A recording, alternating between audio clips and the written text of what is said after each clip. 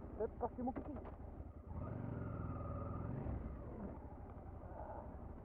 C'est pas une endurance d'essai.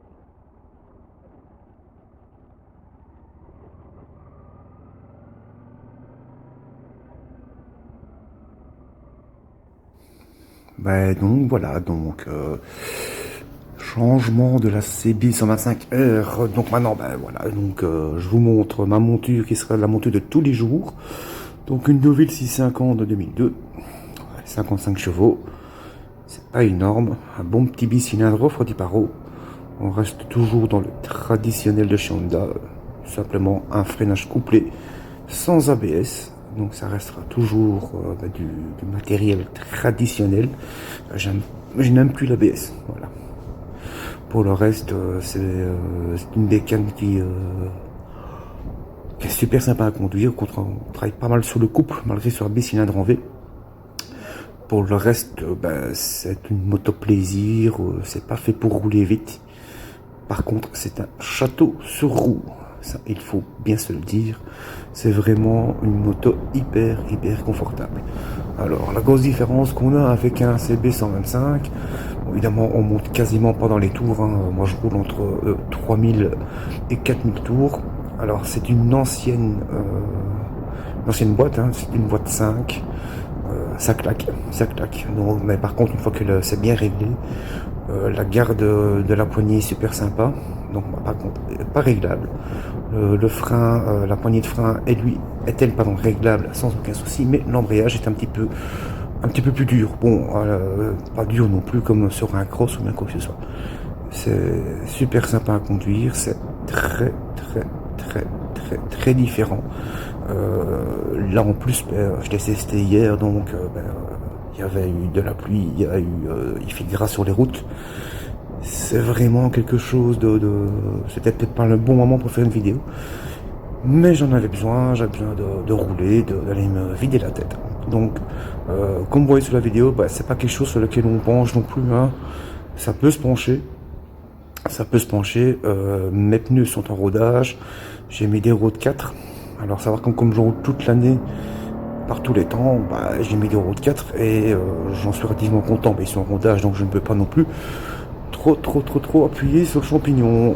Pour le reste, que dire, la capacité d'emport sur une Deauville, c'est super intéressant. On a les 2 valises latérales.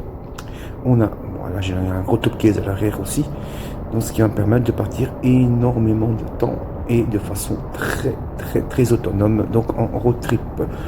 Donc ici, ce qui est prévu cette année, parce que c'est la première vidéo de l'année que j'ai faite, sur ce, bonne année aussi. Ce sera le Tour de Belgique.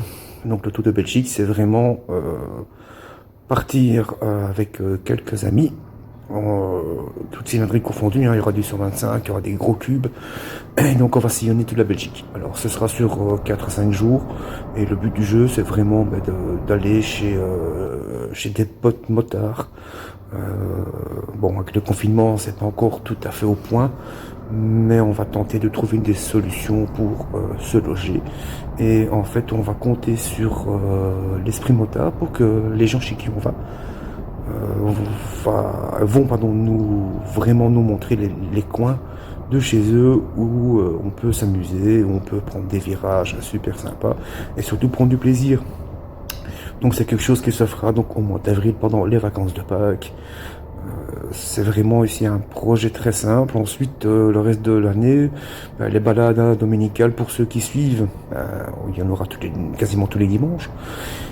Et puis les vacances. Alors les vacances, on verra bien les évolutions au niveau sanitaire, mais ce sera pour ma part. Ceux qui viennent, ils viennent. Mais moi, personnellement, je ferai les Vosges, je ferai complètement l'Alsace et aussi le sud de la France. Donc voilà. C'est pour ça que la Deauville était mon choix. Pas dire de cœur, mais mon choix raisonnable. Parce qu'à la base, j'étais reparti pour prendre une CB 650F. Non. Pour faire des kilomètres avec mes problèmes de dos et tout ce qui s'ensuit, plutôt jeune. Donc c'est vraiment le but, c'est de prendre du plaisir, mais sans se casser le dos. Et surtout avec les capacités d'emport, donc c'est quand même phénoménal. On sait c'est une vraie mule. cette moto. Maintenant, oui, ça n'a pas le tempérament sportif ou bien le tempérament d'un bon roster. Voilà, c'est un choix que j'ai fait, mais un choix raisonné. Voilà, c'est un choix surtout ouais, pour ma santé aussi. Voilà. Clairement, je peux enfiler les bornes, je n'ai aucune fatigue aux arrêts. Je n'ai pas mal au dos, je n'ai pas mal aux jambes. Bon, juste ma malléole, ben, comme elle est fort usée, il y a toujours ce changement de vitesse que je dois adapter avec mon souci de malléole. Sinon, pour le reste, que dire de cette moto? Réglage des suspensions arrière, donc ça, suspension réglable, évidemment à cranter comme sur tous les Honda d'ancienne génération.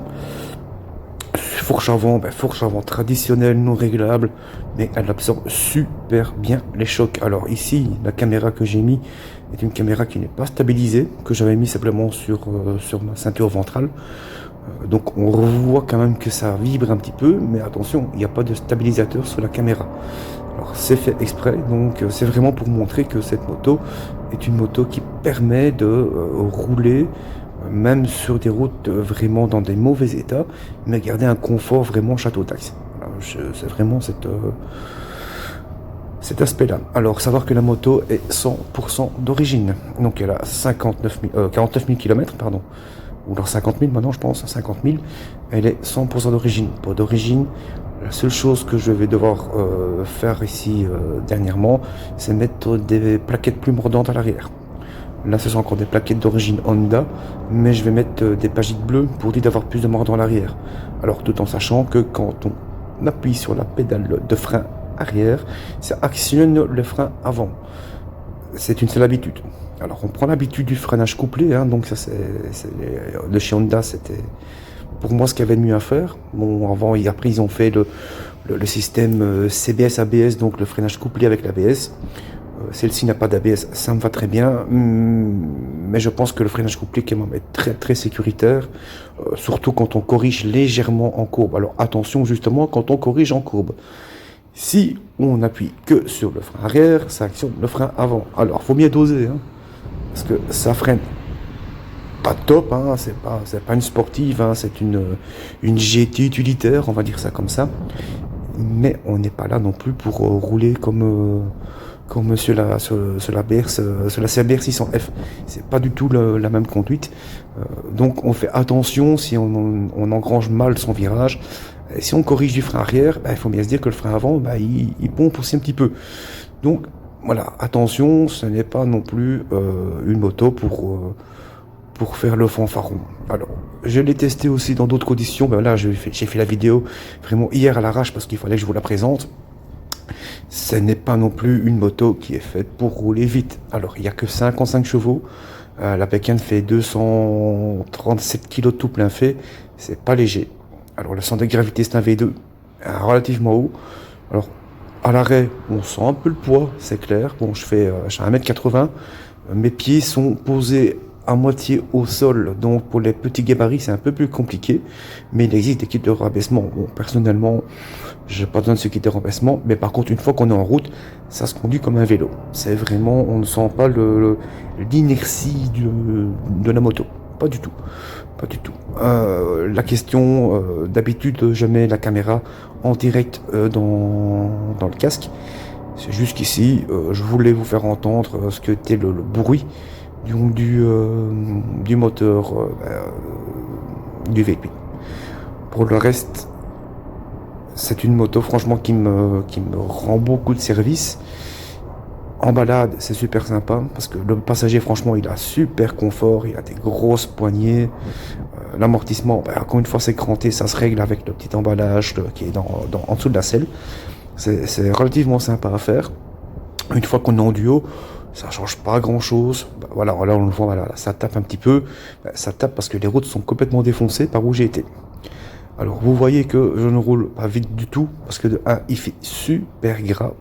On a eu tout petit peu de soleil, mais il faisait super gras.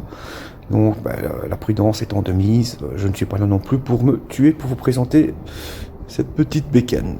Donc pour le reste, si vous avez des questions sur le ressenti de la Deauville, évidemment je vais en reprendre mes tests moto ici à partir de fin février. Et surtout, toutes les balades qu'on fait avec mes potes, donc souvent quasiment tous les dimanches. Donc voilà, si vous avez la moindre question, le moindre commentaire, parce qu'il y a très très peu de vidéos sur les Deauville 650, donc avec ou sans ABS. Donc après, on a pensé au modèle 700 injection. Là, c'est un bon vieux carbu. Alors, j'ai synchronisé le carbu à l'ancienne. Franchement, la consommation, c'est peanuts, quoi. Je consomme 4,5 litres au 100. C'est vraiment rien du tout. Alors évidemment, je mets de la 98, je ne peux pas mettre de la 95 qui fait brouter et qui encrasse le carbu. Un entretien, bon, on va dire que c'est des vieux moteurs, donc je préfère faire un entretien tous les 3-4 000 km. C'est plus facile et ça permet d'aller au niveau long terme, surtout pour garder une moto en bon état, ne pas gipoter. Alors on ne fait pas tourner une moto pendant des heures dans un garage comme je vois certains trucs. Certains le font, bon voilà, non, c'est pas bon. Il faut rouler, même s'il fait dégueulasse, on prend sa bécane, on va rouler pendant une petite demi-heure, le temps de mode de rien, même s'il fait froid.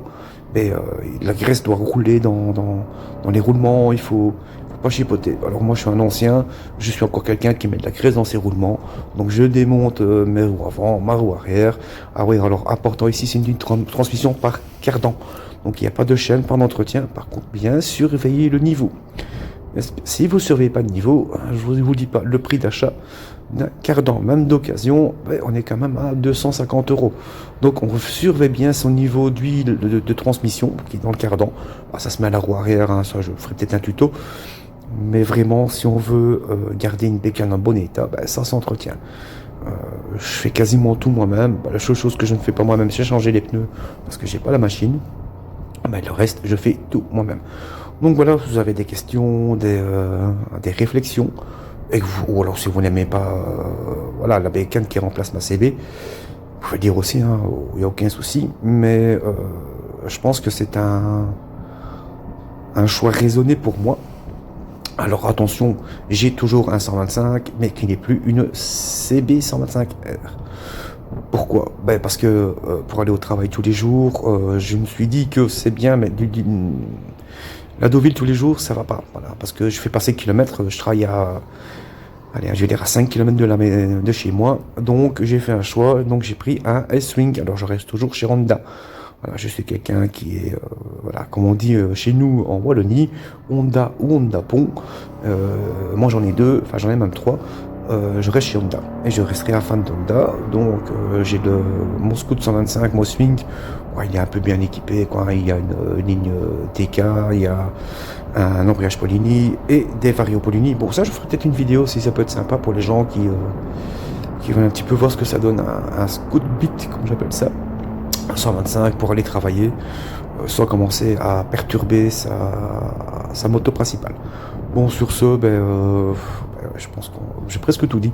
Si vous avez des moindres questions, posez-les en commentaire, il y a de la place en dessous de la vidéo et j'y répondrai le plus rapidement possible. Sur ce, big up.